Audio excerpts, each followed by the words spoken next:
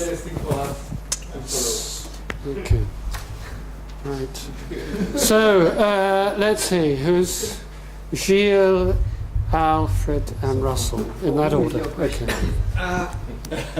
Let me exercise their free will to choose you. Well, surprisingly, in fact, we agree on almost everything, despite the appearances.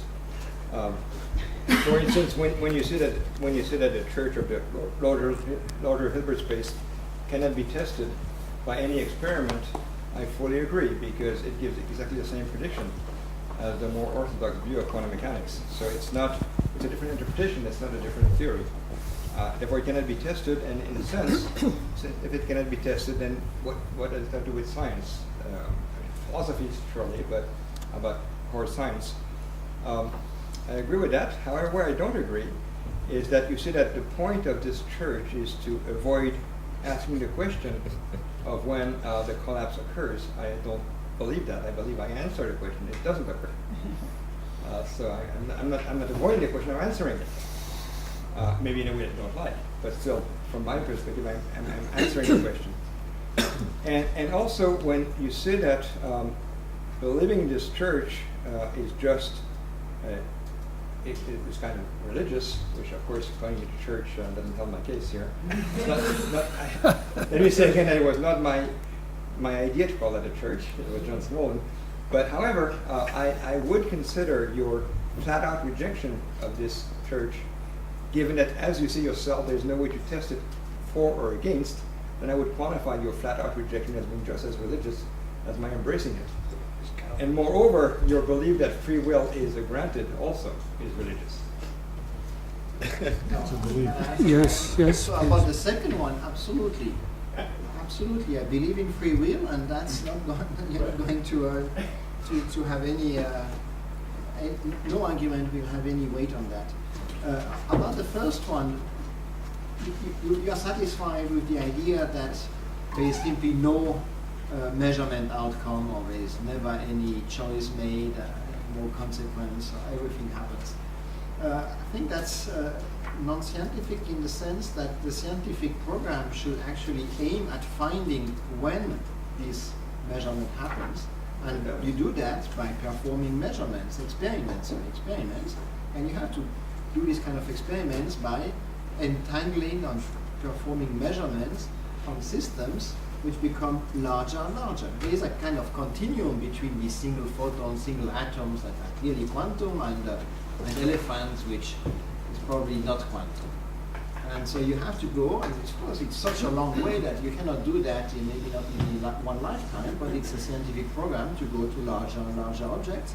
And the chairman mentioned that I mentioned to him yesterday that we just in Geneva entangled a photon with a crystal, and a crystal that you can hold in your hand. It has a centimeter long. It's a macroscopic object, and okay, you can then continue. And it's only a part of the crystal, of course. It's 1 degree of freedom, but you see, there's this entire research program, which I and many physicists are following.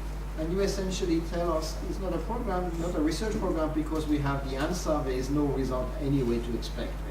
And I don't think that this is a good scientific point. If you're right that, and I'm not saying you're not, but if you're right in saying that by making more and more complex experiments, at some point we will pinpoint where the collapse happens. If you're right about that, then you're wrong claiming that the church cannot be tested.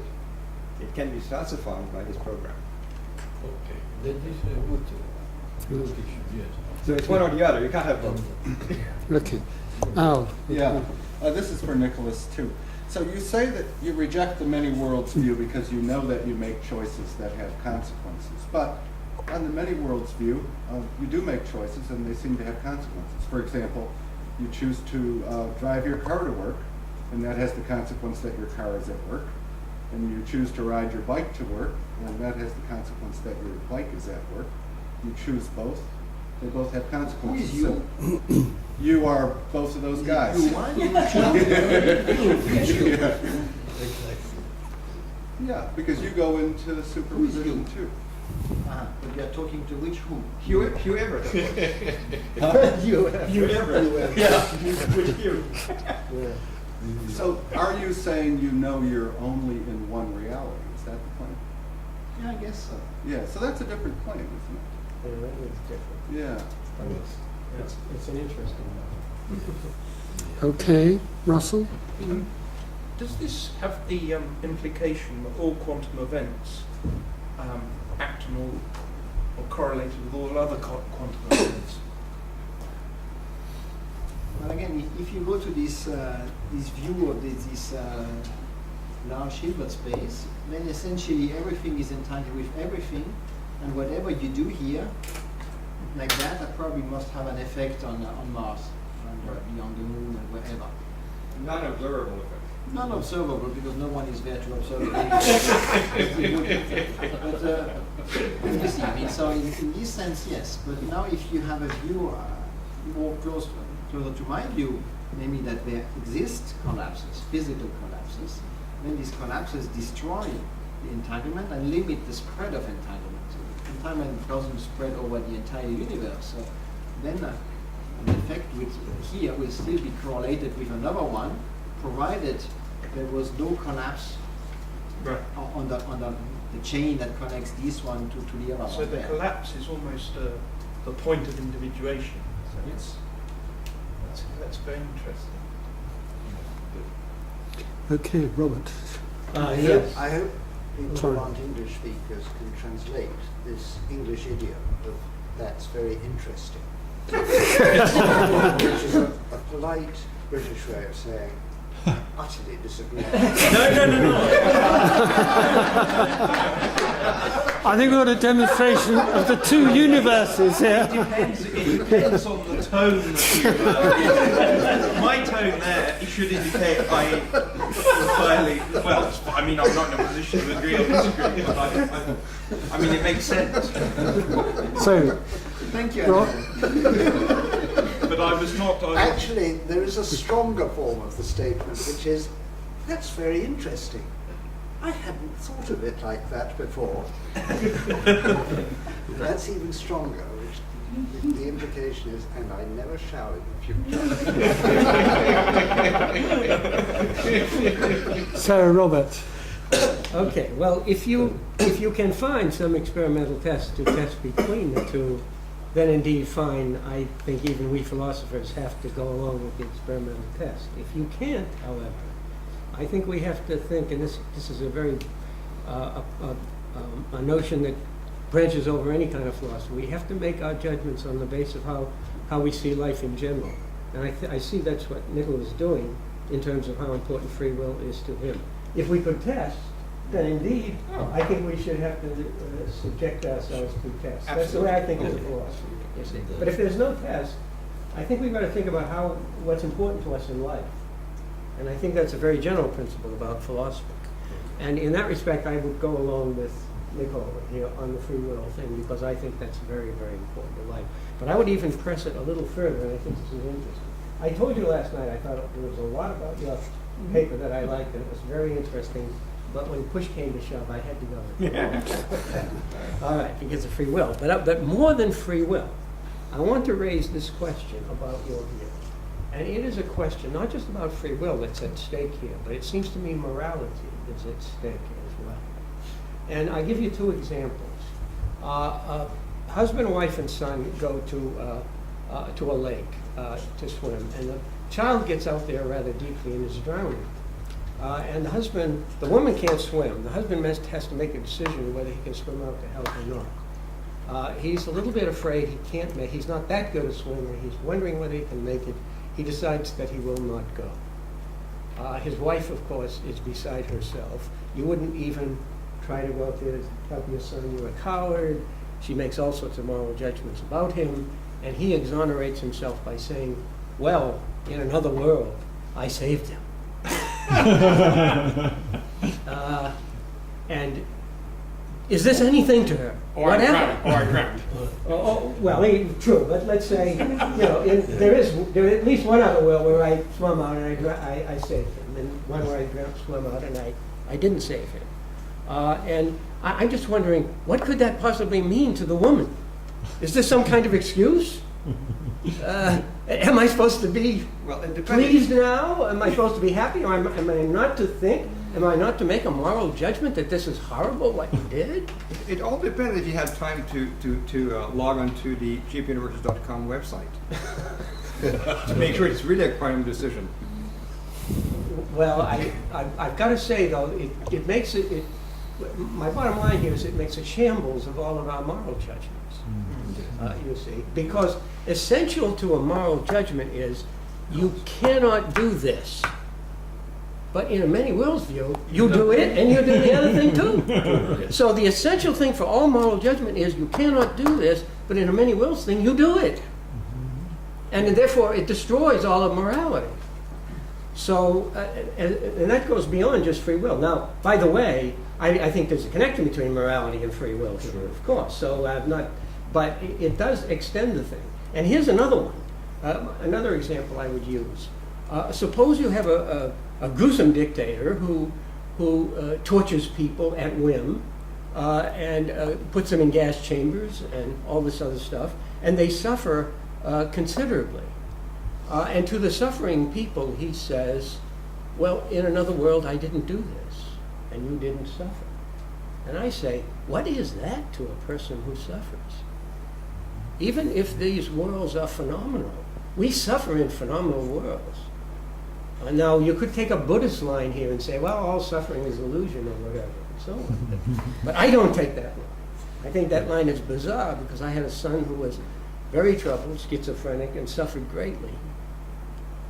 And I don't think it's any consolation whatsoever to say in another world he might have been different. And to the suffering person, what does that mean? And even if the worlds are not real but merely phenomenal, there's something about suffering. It is a subjective phenomenon. So even if the world is only phenomenal and not numinal, suffering is as real as it can get. And it is absolutely no moral consolation at all to say that there's another world in which you didn't suffer, if you're suffering. And so my argument would be that given if there's a choice, now if there is a scientific way to judge, I felt that about free will. I always felt, and Al knows this very well because we've been talking about these for many decades, that on my own view, I tried to make it consistent with science, which means that it should even be put to an experimental test. And if tested and determinism were true, or the brain were deterministic, I'd give it up. I don't think any of the other possibilities are very good. I said in that 4 Values book, I said, if I had to give it up and take some other view like high determinism or compatible or something, I said it would be like giving me a choice between living at the South Pole or living in the middle of a jungle or living in a desert, I said. And then I said, can I spend 3 weeks in Hawaii before deciding?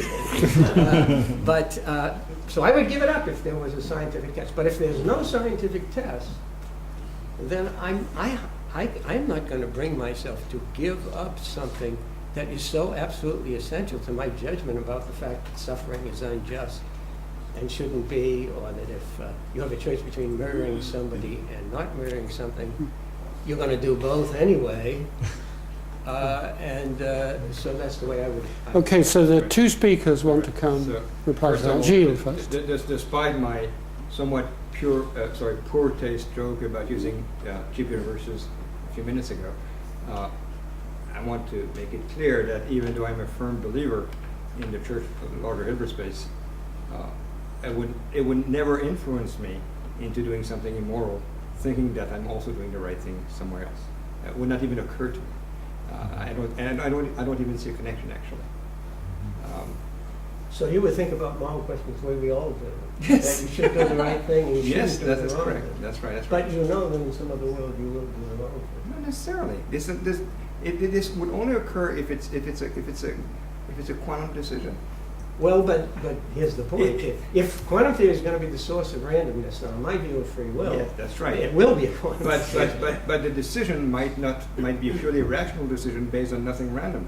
Well, I look at a situation and I decide to do something. Right. Well, so, I don't okay. need to invoke randomness. That's good. That's very good, because what that means is you have to bring in the theory of free will here. On my own theory of free will, we make a lot of decisions that are not random. That's right, exactly. It's only very special ones, That's self-forming ones. That's okay, right, and only those- self-forming ones. which Like are mutations, random. like mutations. And those would be, and I'm assuming here that this particular decision to murder or not to murder, It's deterministic. no, is one of my self-forming actions, Sure. which is indeterministic. Oh, really? And I'm assuming that because that's my theory of free will. Now, if I had a different theory of free will, I also wouldn't, you would be right if I had a different theory of free will. But my theory of free will requires indeterminism and randomness, at least sometimes in life. And we can make decisions, by the way, that are determined and that we are still responsible for. But that could not be all through a whole lifetime. Some decisions must be undetermined. In my view, anyway. So you're right, that's a good point. In other words, a presupposition of my notion of free will is playing a role here. And that's correct. Yes. That's Okay. correct. And So- murder or not would be a But random. I, having been defending such a view for 40 years, I'm not about to give it up right now. Okay, Nicola? I would like to come back to this idea whether one can test or not the largest Hilbert space, the assumption of the largest Hilbert space. I think the situation is a bit more complicated than the way I reacted before, so I needed some thinking. This assumption of this larger Hilbert space does not by itself provide any way of testing it. And that's to be contrasted with other alternatives that have been proposed, like the GRW, just to mention one, or Penrose's idea of the gravity-induced collapse, where these people came up with theories that make a prediction, and if you test that prediction and the prediction is not confirmed, then the theory of GRW or of Penrose, depending on the experiment, is falsified. Your assumption, or Everett's assumption, doesn't make any such prediction. So only what could happen is that there is another model, let's take the example of Penrose, that makes a prediction, and now if his prediction, Penrose's prediction, is confirmed by an experiment, then it will of course support Penrose's theory, and as a consequence also falsify Yes. the many world. I agree that the Church of Large Hilbert space is a theory that can only be falsified. It cannot be proved. True. Okay. And that's a set. I agree with that. Like Bomb's theory. Okay. So Antoine was next. Yeah. Well, I like very much your examples in the sense that they relate to the concept of death somewhere. And I think we have the strong intuition that death is something irreversible. And we organize our society according to that. Well, I agree also to Jill that in the church of the larger Hebrew space you have death in one branch of the universe, but in the other branch you are. In most branches, you don't even exist. Yes, okay.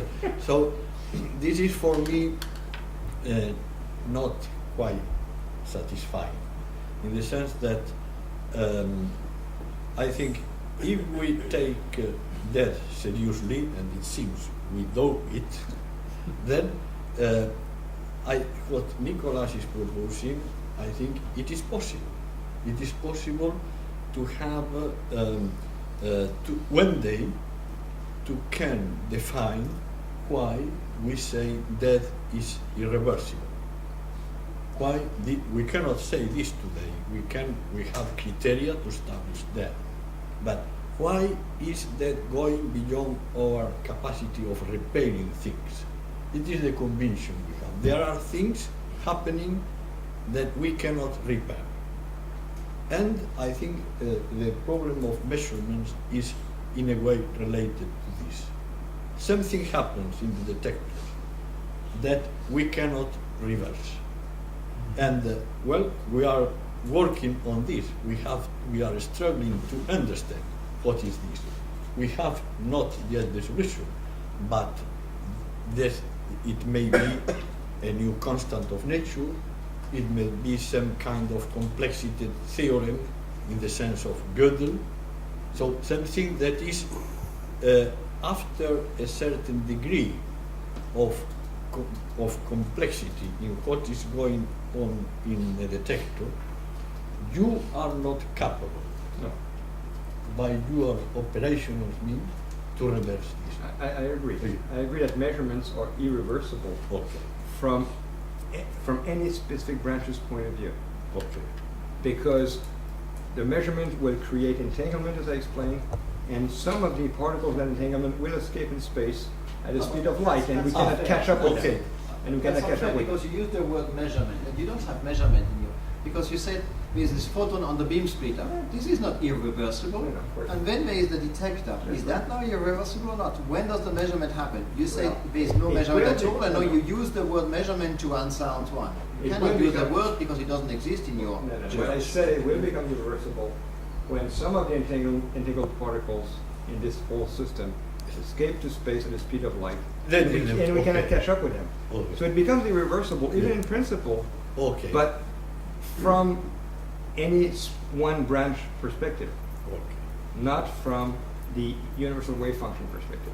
And Okay, gentlemen, thank you very much. Okay. We'll pick up the other couple of questions waiting in the next discussion session.